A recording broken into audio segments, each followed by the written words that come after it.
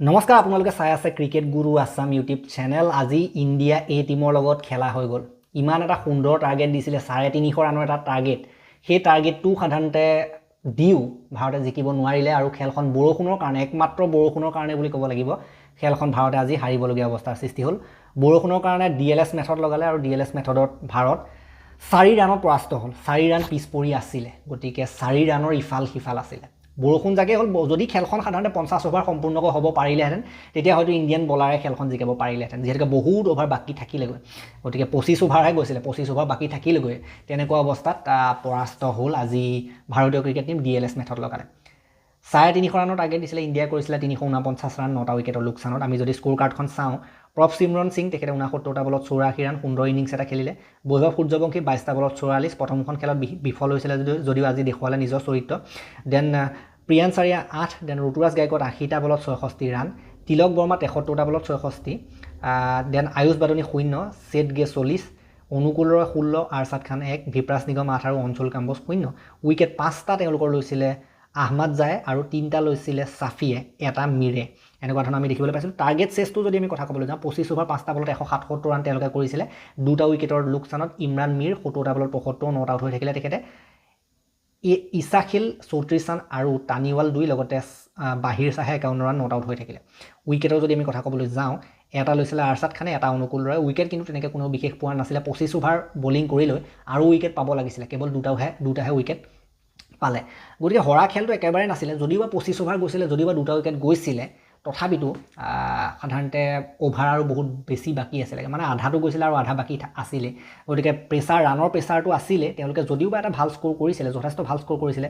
25-26 অভাৰৰ ভিতৰত 177 ৰান। আফগানিস্তানৰ টিমটোৰ ফালৰ পৰা বেটিং ভাল হৈছিলে। আমাৰ বলিংটো বেয়া হৈছিলে, সেইটো মানিব লাগিব, কিন্তু আধা খেল গৈছিলে আৰু আধা খেল বাকী আছিলগৈ। বৰষুণ নোহোৱা হ'লে হয়তো ভাৰতে আৰু কেইটামান উইকেট ল'লেহেঁতেন, আৰু এটা উইকেট ওলোৱা হ'লে বাকীসকলে বা কি কৰিলেহেঁতেন কোনে জানে। বাকীসকল কিজানি সস্তাতে আউট হ'লহেঁতেন। কথাটো তেনেকুৱা থাকে, তলৰ ফালে বলাৰো আহিলগৈহেঁতেন হয়তো আৰু কেইটামান উইকেট যোৱা হ'লে। গতিকে কথাটো বেলেগ হয়। আৰু উইকেট ইণ্ডিয়াৰ বলাৰসকলৰ কামবেক কৰিবলৈ আৰু বেছি আধা খেল বাকী আছিলেগৈ, কিন্তু তেনেকুৱা অৱস্থাতে সাধাৰণতে বৰষুণ আহি গোটেই শেষ কৰি পেলালে। 4 ৰান ইফাল সিফাল হৈছে। মানে ইয়াতো এটা কথা থাকে যে ইণ্ডিয়ান বেটাৰসকলে মাজত আমি দেখিছোঁ যে কেইজন মানে অকণমান বলটো বেছি হ'ল, ৰানটো অলপ কম হৈছে। আমি যদি ক'বলৈ যাওঁ, ঋতুৰাজে 80টা বলত কিমান ৰান কৰিছিলে, 80টা বলত অৰ্ধশতকীয় ইনিংছ এটা খেলিছিলে, 80টা বলত সাধাৰণতে। আৰু একেদৰেই তিলক বৰ্মাই কেইটামান বল খাইছিলে। একেদৰে মাজত যদি আমি ক'বলৈ যাওঁ, যদিও বা ইনিংছ কেইটা ভালেই খেলিছে, গতিকে সেইখিনি অলপ সেই 4 ৰানটো ক'ৰবাত নহয় ক'ৰবাত সেইটো মেকআপ নোহোৱাটো, সেইখিনিতো এটা কথা থাকে। কিন্তু বৰষুণ দিব বুলিনো কোনে জানে, কথাটো তেনেকুৱা হয়। 350 ৰানৰ টাৰ্গেটটো ইমান বেয়া টাৰ্গেট নহয় ন, কোনে 350 ৰানৰ টাৰ্গেটটো বেয়া টাৰ্গেট বুলি ক'ব ন।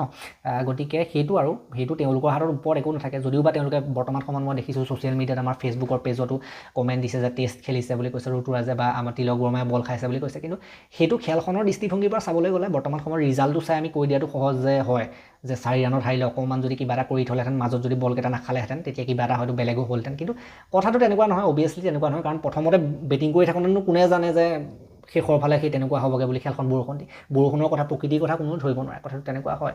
গতিকে সেইটোৱে মোৰ মতে আজি হাৰিছে, ইমান টেনশ্যন ল'বলগীয়া কথা নাই। আফগানিস্তানৰ লগত আৰু এখন খেল হ'ব, শ্ৰীলংকাৰ লগত আৰু এখন খেল হ'ব, তাৰ পাছতহে গৈ ফাইনেলখন অনুষ্ঠিত হ'বগৈ। চ' এতিয়া যদি আপোনালোকে এইটো ছিৰিজৰ পইণ্টছ টেবুল চাই, আফগানিস্তান 2 পইণ্ট, ইণ্ডিয়া 2 পইণ্ট, শ্ৰীলংকাৰ এতিয়ালৈকে খাতা খোলা নাই।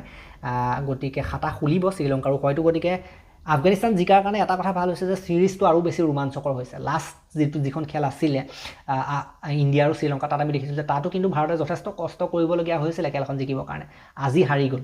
গতিকে এক প্ৰকাৰে ক'বলৈ গ'লে আফগানিস্তানকো এতিয়া বৰ্তমান সময়ত পাতলভাৱে ল'ব নোৱাৰি, আৰু সিফালে যদি চাবলৈ যায় শ্ৰীলংকাকো পাতলভাৱে ল'ব নোৱাৰি। টক্কৰ খেল হৈছে পূৰা, এখনটো হাৰিছে। গতিকে ছিৰিজটো উচ্চমানৰ হৈছে। আফগানিস্তানৰ ক্ৰিকেটৰ টিমটো যে আজি আমি দেখিলোঁ যে উইকেট ল'ব পৰা নাছিলে, বিশেষ তেওঁলোকৰ এগেইনষ্টত তেওঁলোকৰ বেটাৰেও ভাল কৰিছে, যে ওপৰলৈ গৈছে। এখাপ জুনিয়ৰ টিমবিলাকো যে তেওঁলোকৰ ভাল, বা বি টিমবিলাকো যে তেওঁলোকৰ ভাল, ছেকেণ্ড টিমবিলাক, সেইটো বস্তু ভাল হৈছে। বিশেষকৈ প্লেয়াৰ পুলটো আফগানিস্তানত আছে, তেওঁলোকৰ টিমটোকো অলপ আমি প্ৰশংসা কৰিব লাগিব ন। লাষ্ট কেইবছৰমানৰ পৰা তেওঁলোকৰ পাৰফৰ্মেঞ্চ যেনেকুৱা হৈছে ইণ্টাৰনেশ্যনেল লেভেলত, বিশেষকৈ এদিনীয়া ফৰ্মেটটোত যেনেকুৱা ধৰণৰ পাৰফৰ্মেঞ্চ হৈছে, এদিনীয়া ফৰ্মেটৰ কিন্তু টিম ভাল।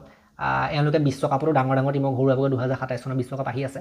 গতিকে সেই মেইন টিমটোৰ উপৰি আফগানিস্তানৰ যিটো ছেকেণ্ড টিম, এ টিম, সেইটোতো যে পটেঞ্চিয়েলিটি আছে, সেই বস্তুটো দেখুৱাইছে এই খেলখনত। গতিকে এদিনীয়া টিমত, এদিনীয়া ফৰ্মেটত তেওঁলোক কিন্তু সদায় আগবাঢ়ি আছে। আফগানিস্তান টিমটো এধাপ সদায় ওপৰলৈ কিন্তু গৈ আছে। এটা সময়ত এনেকুৱা এটা হেভি টিম বনিব, কিন্তু চাবলগীয়া হ'ব ভৱিষ্যতলৈ গতিকে যি কি নহওক আমি আশা কৰিছোঁ যে নেক্সট মেচ ভাৰতে জিকিব এতিয়া ফাইনেলখন 3টা টিম 2টা টিমৰ মাজতে ফাইনেলখন এনেও হ'ব টপ 2 হয়তো ইণ্ডিয়া শ্ৰীলংকা নহয়তো ইণ্ডিয়া আফগানিস্তান এনেকুৱা হ'ব কিন্তু চাওঁ শ্ৰীলংকা এতিয়া কেনেকুৱা কামবেক কৰে সেইটো চাবলগীয়া হ'ব এখন যিহেতু হাৰিলে নেক্সটখনটো শ্ৰীলংকা হাৰিব লাগিলে ডাইৰেক্ট আউট হৈ যাব নেক্সট যিখন তেওঁলোকৰ আফগানিস্তানৰ লগত আছে হয়তো বাকী যি কি নহওক এই ভিডিঅ'টো মই ইমানটা সমাপ্ত কৰিম ভাল লাগিলে যদি লাইক কৰিব শ্বেয়াৰ কৰিব চেনেলটোলৈ নতুনকৈ আহিছে যদি ছাবস্ক্ৰাইব কৰি ঘণ্টাত দবাই থৈ যাবলৈ নাপাহৰিব তেতিয়ালৈকে আৰু এটা নতুন ভিডিঅ' লৈ প্ৰতিশ্ৰুতিৰে মই বিদায় মাগিছোঁ ধন্যবাদ